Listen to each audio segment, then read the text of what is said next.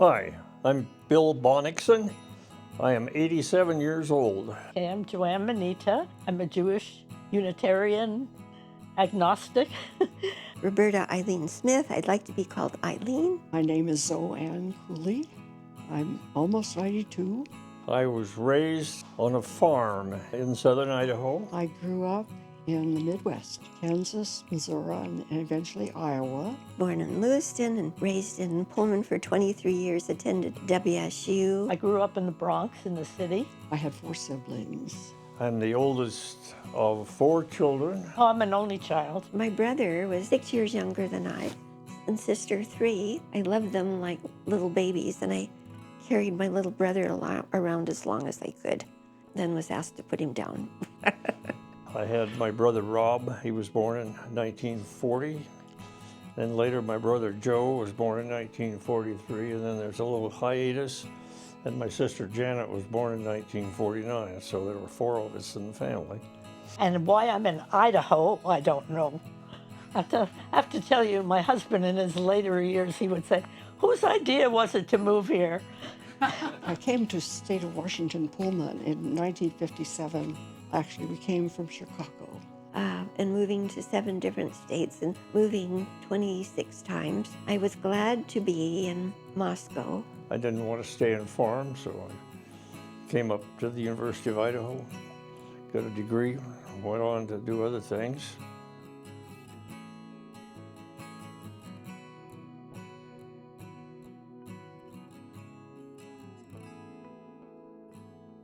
Yeah, I saw that question. I really laughed because it makes it sound like there are lots of good things and you can pick a few. For me, my life is pretty much free of worries. Well, it feels like I can be myself more comfortably now. You have time to pursue interests. Even if I lose my memory, it's okay.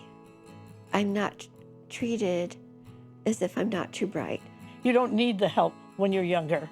And when you need it and people give it to you, it's so special. You have time to pay attention and take good care of friendships and relationships. Not worrying about the things I had to worry about when I was younger. My family is raised. I don't have to worry too much about my great-grandchildren because they have their own parents. I'm glad I have enough energy to still feel like I'm playing with learning. The freedom to choose what you might be wanting to do.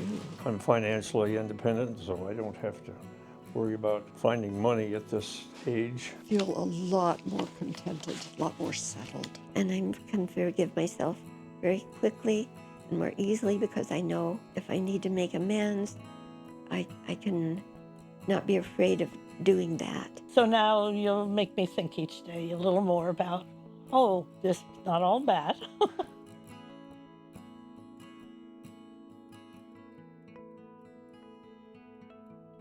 Well, the big thing for me is my husband passed a year and a half ago. 2 wives in succession, and the second wife and I were very good friends, and she died a little over a year ago, and I miss her.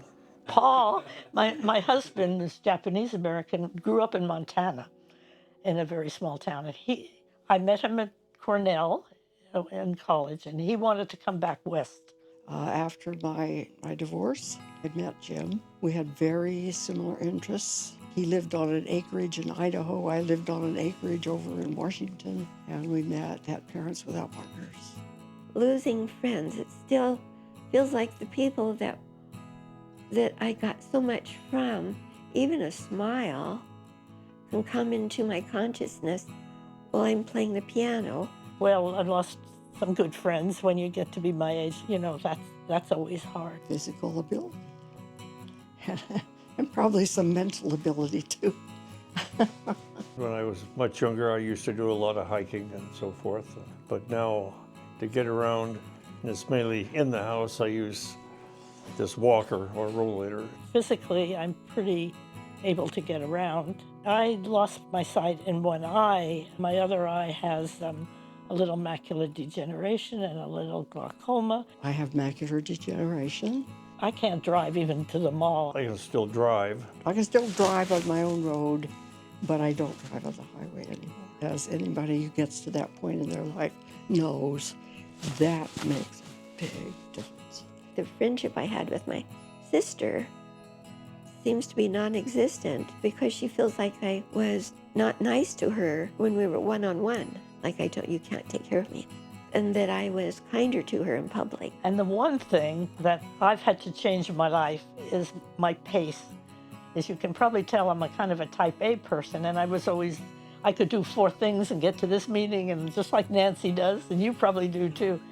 Can't do that anymore, which has been hard for me, but it's better than having a problem, so.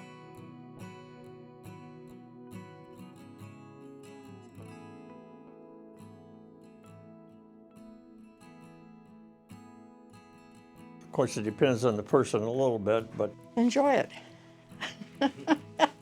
I think I would first of all tell them to take good care of their body, because it may last, you may need it longer than you think.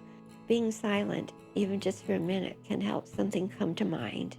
how to take care of their own finances, how to save and invest. Don't put off pleasures. If there are things you really want to do, don't wait till after you're retired or something like that. For me, it was travel, and a lot of things I had on my list I didn't get to. Travel some, and when you're young, that's an easy time to travel when you don't have a family and so forth. So traveling in the United States to see what our country is like and in other parts of the world. You can develop new interests. You still have that innocence inside you that lets you learn and be part of everything that is innocent.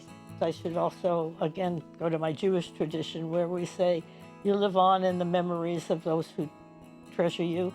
So that's something you kind of should think about. Make sure you're making good memories. Education was very helpful to lead my later life, so I would advise young people to pay attention to education.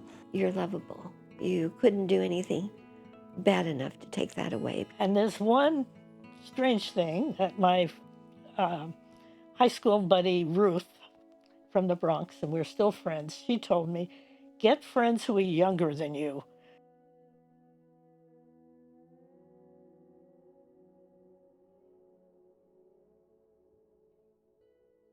I try not to think about it. Too busy to think about it.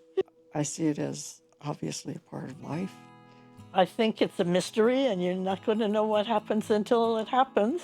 I willed my body to science in case there's something healthy enough to donate. Everyone's going to die. It's just part of life. I wish I believed in an afterlife, but I don't believe in an afterlife or resurrection or reincarnation or happy hunting grounds or any of those things. I'm not a religious person, so I'm not counting on going through the pearly gates or anything like that. If all this body can do is teach someone to be less afraid of the human body, that's all right. When my husband died, I was saying, I wish I would believe that sometime I would see him again, but I'm too much of a scientist to think things like that happen. You know what Woody Allen said, I'm not afraid to die, but I don't want to be there when it happens. That's kind of what I feel like. When it comes to my own death, I hope it'll be peaceful, but I'm very much aware you don't know what's going to happen. I just seem to have a new job description when I go into this other life, because life continues, but not in the body, just perhaps in different fragrances and forms. There must be a feeling of love that's perpetual.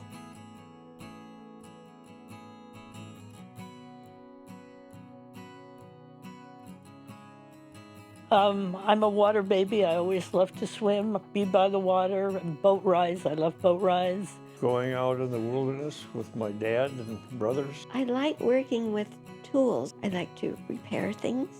Some people know that my husband and I square danced. I love music and I love dancing. Folk dancing, traveling. I did a lot of knitting. It was my good fortune that he wanted to do that too. We had almost 30 years of square and round dancing. I enjoyed helping on the farm when I was there. The one thing I can still do is read. Reading was always one of my favorite things. And in spite of my eyes not being good, the one thing I can still do. I read on Kindle. And I enjoyed my family. My family grew in size when I was a young man. I've always loved nature. Planting orchards and putting up this house. I grew up in New York City, and I would love to go to plays and ballet. I enjoyed the friends I had in school. Shout out to Elizabeth Burlinger, who comes visiting, and has been such a blessing to me. To Cindy Magnuson, other wonderful people.